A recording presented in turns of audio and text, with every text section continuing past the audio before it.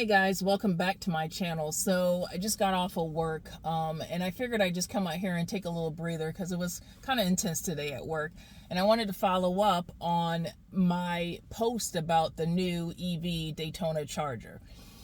Before we get started, I'm going to try to be as objective and try to keep my opinions out of it, but I'm a straight shooter. I don't like EV cars. I think, the fact that Dodge is trying to sell, this EV version as a muscle car is hilarious to me. They're trying to, create sounds to make it sound like you're revving up your engine when it's just a computerized generated sound. It sounds horrible, in my opinion.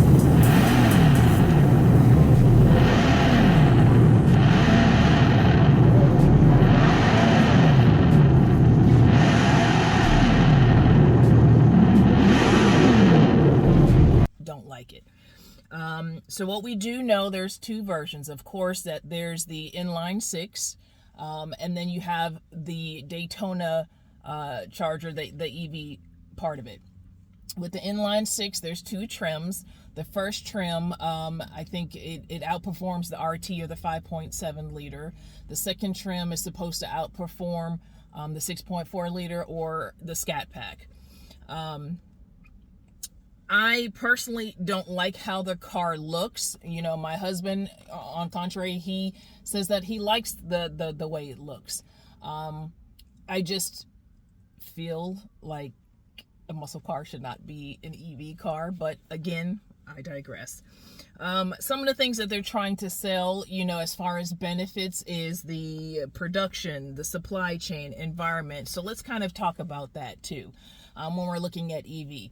One, I can see if you are a person who, has a small commute or is going, short distances. But as far as going long distances, to me, it doesn't make sense.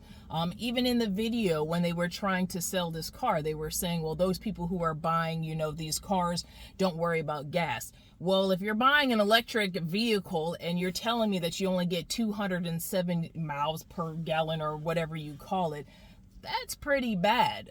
But when you're talking about 270 and then you have to go charge your car up, I was making a funny comment with my husband, and I was saying too, you take this to the drag strip. What are you going to do? Run 3 times and then you have to charge up because you can't go home? But again, I digress. The second thing is when, people are sitting here talking about this environmental friendly. These batteries are made out of lithium and cobalt. I don't really understand why people are selling that this is so environmental friendly, when to dispose of these batteries is actually worse on the environment. So again, I'm really not understanding where they're selling this environmental green friendly kind of thing, because that doesn't make sense to me. I think, Dodge basically knew that they were in trouble, and they said that they had to do something. When I was looking at it and you compare Ford versus Dodge, I think Ford's overall model concept is what has them being successful. When you're looking at it, our cars, the V8s, are now going to be obsolete because of the new EPA. You have the smog rules. So my husband was trying to explain it to me, because sometimes I really need you to break something down for me. And basically, you're given this pie, right? And then this pie, you can have so much. And once you run out of this pie, you can't do anything else. So Dodge vested all of their monies into these V8s, these big engines.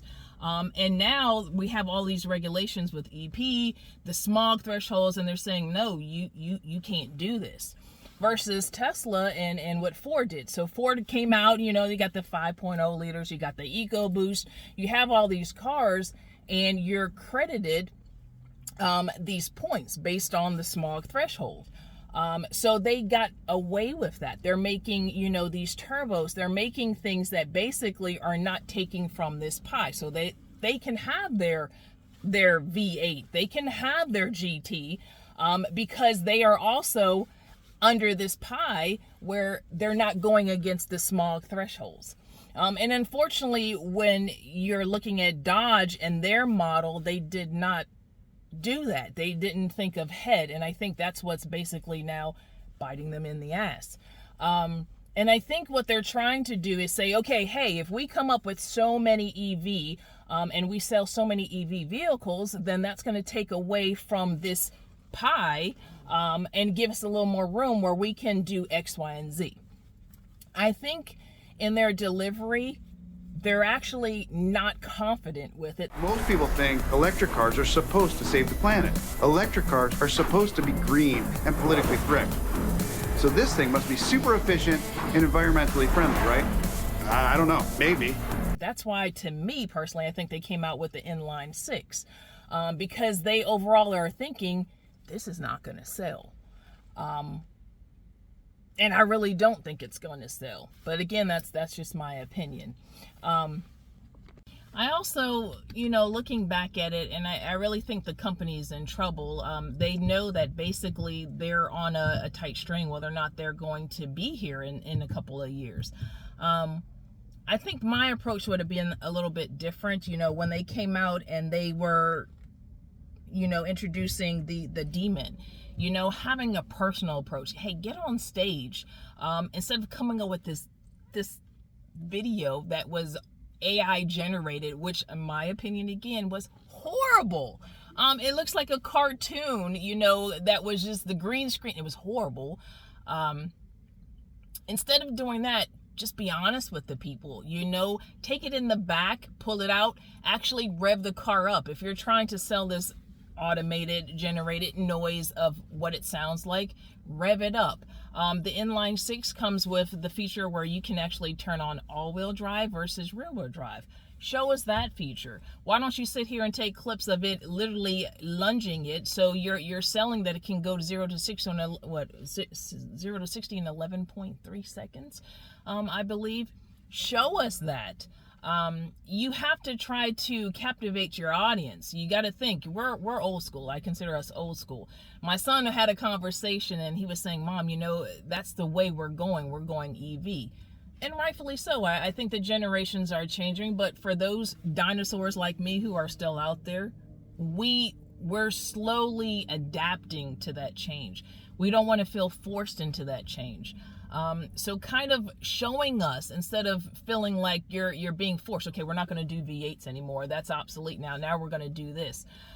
You're going to have some resistance. I mean, that's in anything in life. If you sit here and try to force something, or your opinion, you're forcing things on people are going to be more resistant to that change.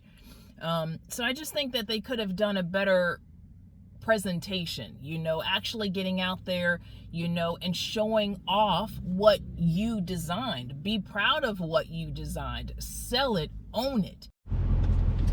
All right, I kind of switched it because I got to drive. People are looking at me like I'm crazy in the parking lot. It's like they don't understand that people vlog and work, But anyway, so getting back to when we were talking about Dodge and their, reasonings why they're coming out with EV and, the smog threshold. So if I was sitting in that meeting, right, and I had to come up with ideas, bounce ideas, my husband, we were kind of conversing, I would literally have done the inline six first. We're going back on trying to sell something. You want to feel like your audience is kind of slow walking into change, right? So I would have done the inline six because again, you have two trim levels, right? And selling that idea where you are going to outperform the current 5.7 liters, you're going to outperform the 6.4 or the Scat Pack. That would have been my first approach. And then I was also telling my husband later on, we were talking about the pie, right? Once we start getting this pie number or the smog threshold number down, then, you could even think about things like, keeping the 5.7 liter and then offering like levels where you can pro charge it or do different things to it. Again, you're still placating to the EPA requirements, but at the same time, you're giving your audience or your customers that satisfaction of, hey, I still can, build my car. I can work on these projects. I can do these things, right? And feel like we have projects and feel like it's not being totally, completely taken away from us. That's what I would have done. And then once you slow walk that process, then I would have came out with an EV model, right? Because then I would have been like, all right, they're getting used to this change. We're talking about we're phasing out V8s. And then I would have tried the electric version, because I think more people would have been apt to receive it. And again, it's all about honesty. I think I would have been a little more honest with the customers, telling them about this.